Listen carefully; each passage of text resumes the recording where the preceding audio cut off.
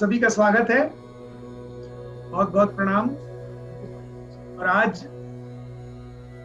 हम वेदों की चर्चा करें उससे पहले थोड़ा सा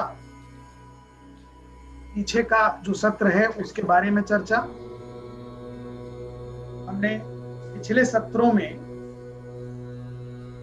चातुर्वर्ग, चातुर्वर्ण और चातुराश्रम, इन तीनों के विषय में विस्तृत चर्चा की।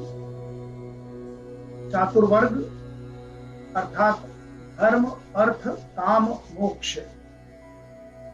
चातुर्वर्ण अर्थात ब्राह्मण, क्षत्रिय, वैश्य और शूद्र। और चातुराश्रम अर्थात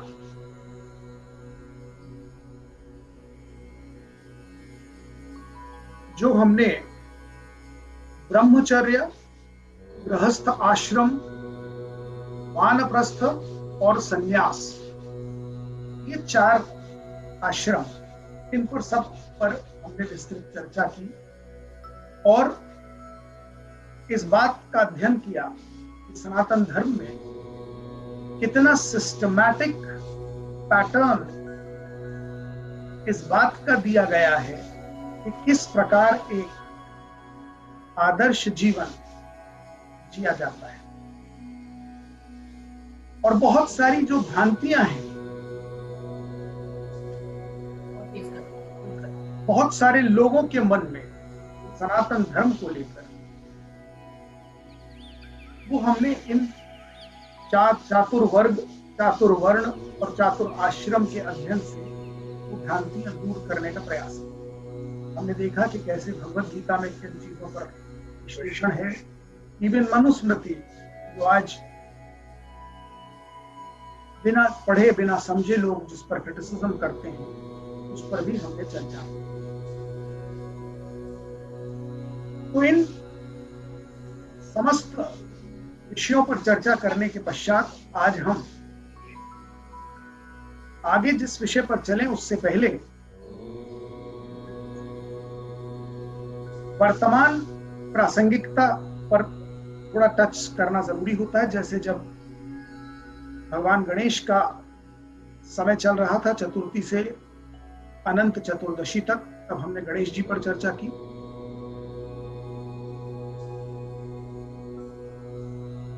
तो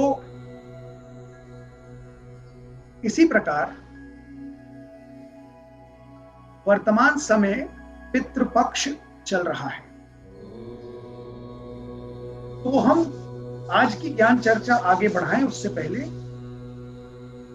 मैं ये उचित समझता हूं कि इस विषय पर भी थोड़ा चर्चा की जाए।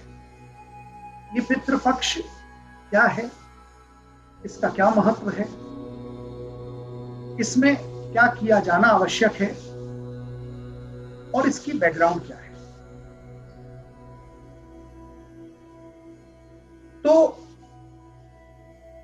कृपया यह समझिए कि पितृपक्ष का प्राचीनतम वर्णन ऋग्वेद में प्राप्त होता है और ये प्राचीनतम वर्णन है ऋग्वेद में। किंतु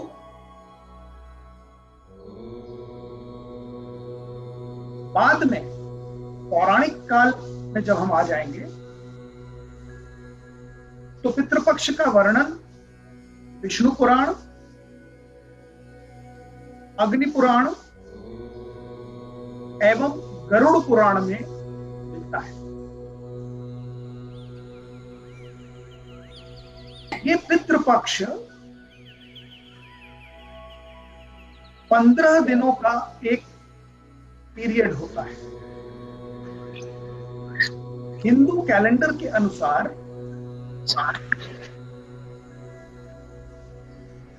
माह को 2 पक्षों में विभाजित किया गया है। प्रत्येक माह 15-15 दिनों के 2 पक्षों में विभाजित होता है और ये ल्यूनर साइकिल के अनुसार चलता है। ल्यूनर साइकिल अर्थात पूर्णिमा से अमावस्या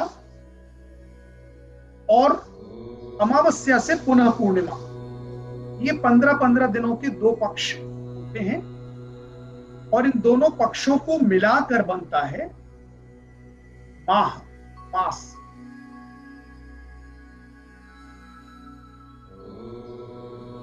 तो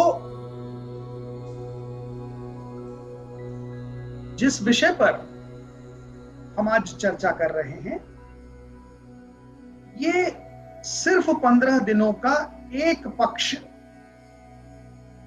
पूर्वजों के नाम पर समर्पित होता है।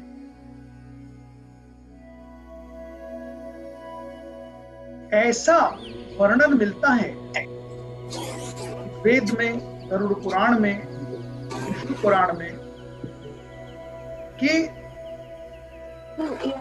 हमारे जो पूर्वज हैं पिछली 3 पीढ़ी तक, यानी कि father, grandfather and great grandfather, पिछली 3 पीढ़ी तक वो मृत्युलोक को छोड़कर यमलोक में प्रवास करते और यमलोक का प्रवास तब तक का होता है जब तक कि उनके कर्मों के आधार पर, उनके पुरुषार्थों के आधार पर, उनके जीवन कर्म का आकलन तय नहीं हो जाता कि अंततोगत्वा वे किस लोक के अधिकारी हैं।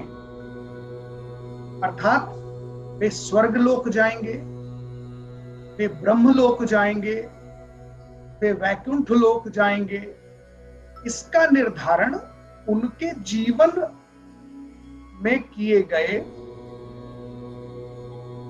पुरुषार्थों के आधार पर होता है और ये पीरियड उन्हें यमलोक में बिताना पड़ता है। तो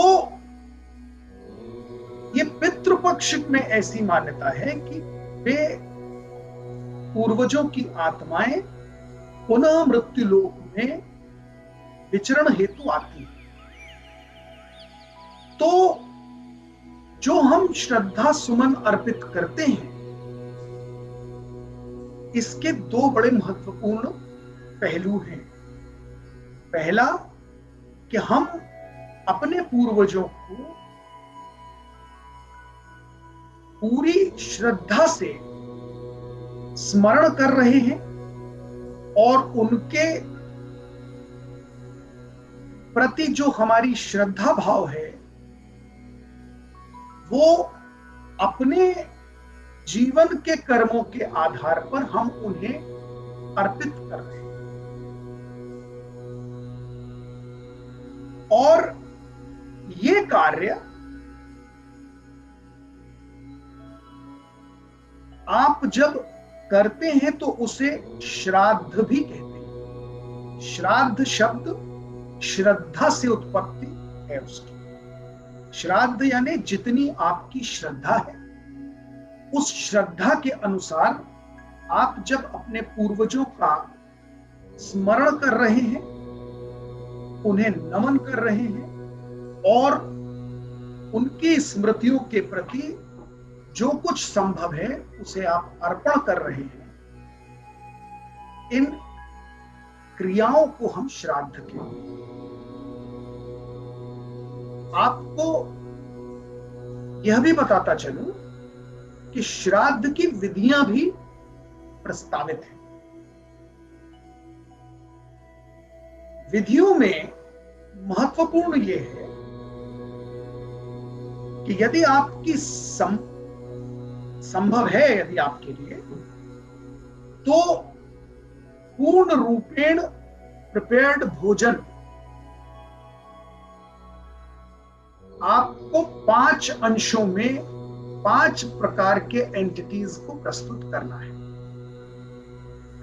पूरी थाली सजाकर एक अंश होता है जो ब्राह्मण को आप भोजन कराते हैं। दूसरा, गाय को समर्पित करते हैं पूरा भोजन। उस भोजन का छोटा सा अंश, यानी कि जितने आइटम्स आपने प्रिपेयर किए हर चीज का थोड़ा थोड़ा अंश मिलाकर 2 हिस्से बनाए जाते हैं। एक कौवे को प्रस्तुत किया जाता है और एक कुत्ते को दिया जाता है। ये तो हो गए 4 भाग, ब्राह्मण, गौ, कुत्ता और कौवा। इसके पश्चात वह भोजन भगवान को, देवों को प्रस्तुत किया जाता है पूरी थाली सजाकर। और देवों को प्रस्तुत करने के बाद प्रसाद के रूप में वही भोजन आप घर के लोग ग्रहण करते हैं। तो ये उसकी नॉर्मल गृहस्थ जीवन की पद्धति है। क्योंकि आज हमारे पास वो गांव नहीं रहे, वो सुविधाएं नहीं रही, अथवा जो हमारे वेदों की पूरी रिचुअल्स प्रस्तुत हैं उनके अनुसार यदि संभव हो तो किसी नदी या जलाशय या तालाब, जहां पर भी जल का स्रोत है, उसके पास पिंडदान भी किया जाता है। उसे तर्पण भी कहते हैं। ये पिंड दान करने के 2 महत्वपूर्ण पहलू हैं। एक होता है कुशा। कुशा यानी घास। घास, सूखी घास अवेलेबल होती है, मिल जाती है। यदि आपके आसपास नहीं है तो दुकानों पर भी मिलती है। उस घास की अंगूठी बनाई जाती है और वो आपको उंगलियों में पहननी है पिंडदान करने से पहले। और पिंडदान, जो पिंड बनाए जाते हैं, वो पिंड बनाने की प्रक्रिया है अक्षत, धृत, धृत अर्थात घी, अक्षत अर्थात चावल। तो चावल, घी, दूध, दूध में वो चावल उबाले जाते हैं और उबलने के बाद उनमें घी, शहद और दही ये मिलाया जाता है। तो ये जब आप इन चीजों को मिलाकर उस पानी उसका जब पूरा निकल जाता है, तब आप उसके गोले बनाते हैं और वो गोले अपने सामने रखकर जो कुशा की अंगूठियां बनाई हैं, उन अंगूठियों को पहनकर हाथ में जल लेकर 3 प्रकार से उन पिंडों के ऊपर जल का सिंचन करते हैं। पहला प्रकार होता है जब आप अंगूठे, ये देखिए जो अंगूठे मैं दिखा रहा हूं, इसके आधार पर जल छोड़ते हैं अंगूठे के ओर से। दूसरा, आप अंजुलि के आधार पर जल छोड़ते हैं। और तीसरा, अनामिका के तरफ से जल छोड़ते हैं। ये 3 जल जो तर्पण जिसे कहते हैं, ये आप पितृ ऋण, देव ऋण और ऋषि ऋण, ये 3 ऋण उतार रहे हैं। और इसे हम कहते हैं पिंडदान। अब जब हमारे घर में किसी का देहांत होता है तो पिंडदान की प्रक्रिया अलग होती है, किंतु ये जो श्राद्ध के दौरान वर्षानुवर्ष जब आप श्राद्ध कर रहे हैं और अगर उसमें भी आप पिंडदान करना चाहते हैं तो ये प्रक्रिया मैंने आपको बताई। सिर्फ 3 पिंडी बनाई जाती है श्राद्धों में। श्राद्धों में सिर्फ 3 पिंडी बनती है, जबकि जब 13वीं के अवसर पर या 10 दिन के बाद जब सूतक उतरता है उस अवसर पर ज्यादा पिंडियां बनती हैं और वो महाब्राह्मण उस प्रक्रिया को करते हैं। पर नॉर्मली जो मैंने आपको प्रक्रिया बताई ये आप स्वयं भी श्राद्धों पे कर सकते हैं। यदि संभव हो, कहीं जलाशय हो, जल हो, स्रोत हो, नदी हो, उसके पास जाकर आप ये पिंडदान कर सकते हैं। अब ये समझिए कि जो मैंने आपको ये बताया कि ये जो 5 भाग भोजन के निकलते हैं इनके लॉजिक्स क्या हैं, ये भी मैं आपको बता देता हूं। तो ब्राह्मण भोज तो सबको लॉजिक पता है कि ब्राह्मण को आप बुलाकर भोजन करा रहे हैं। अक्सर लोगों के मन में विचार ये होता है कि हम गाय, कुत्ते और कौवे को क्यों भोजन कराते हैं। इस पर ज्यादा लोगों को प्रश्न होते हैं। तो ये समझिए गौ तो हमारी पूज्य है और जीवन दात्री मानी गई है। गाय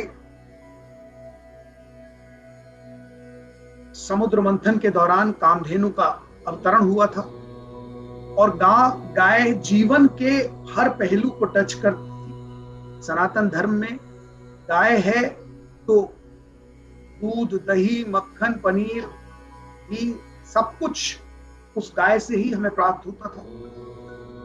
तो गौ का बहुत अधिक महत्व है और गौ का प्रत्येक जीवन में संरक्षण होता रहे, इसलिए गौ को प्रॉपर भोजन मिलेगा तो वो हमारा श्रद्धा का प्रतीक है। कुत्ता यमराज का वाहन है और चूंकि पितृ यमलोक में प्रवास करते हैं तो हम उस यमलोक के वाहन कुत्ते को भी भोजन प्रस्तुत करते हैं। कौवा के बारे में 2 बड़े महत्वपूर्ण पहलू हैं। एक तो कौवा एक प्रकार का ऐसा पक्षी है जो कहा जाता है कि except accidental death it does not die down. कौवे की कभी नेचुरल डेथ नहीं होती,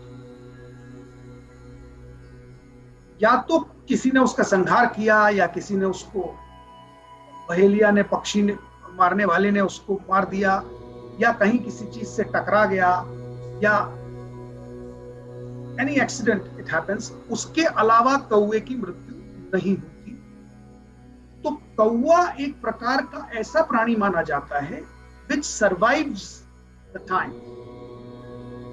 ये पहला पहलू। दूसरा पहलू ये है कि कौवा प्रत्येक प्रकार के भोजन पर चोंच मारता है।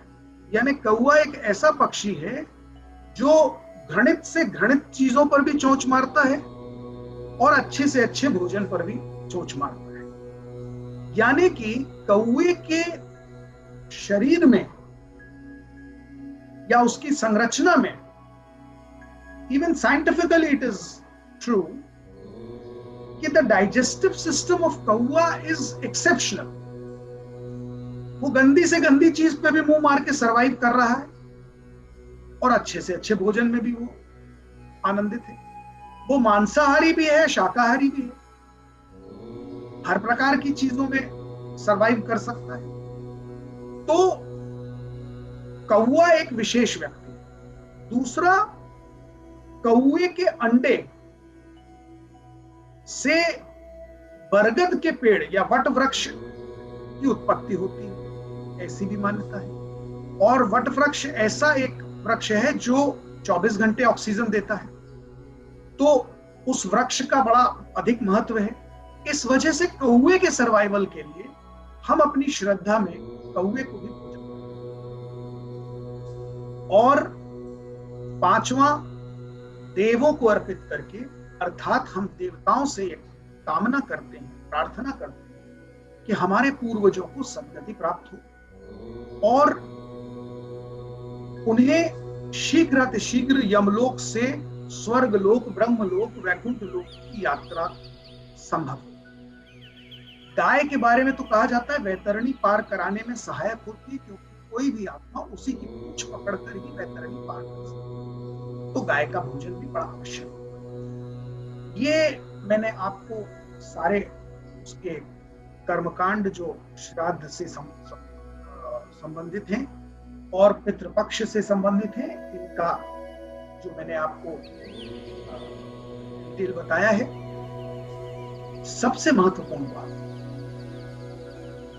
एक और बड़ी कॉमन भ्रांति है कि यदि आप चाहें तो गया में जाकर, गया जो स्थान है वहां पर जाकर यदि आप एक बार श्राद्ध करते हैं तो आपको प्रतिवर्ष श्राद्ध कर्म से मुक्ति मिल जाती है। ये भ्रांति है, ये कतई सच नहीं है। आप गया में जाकर अवश्य तर्पण करें। आप बद्रीनाथ में जाकर भी तर्पण कर सकते हैं, क्योंकि माना जाता है बद्रीनाथ विष्णु का धाम है और वहां से वैकुंठ धाम का मार्ग पूर्वजों के लिए प्रशस्त होता है। ये सब करें, बद्रीनाथ जाएं, वैकुंठ धाम गया जाएं, किंतु श्राद्ध करने से मुक्ति पाने के उद्देश्य से ये ना करें,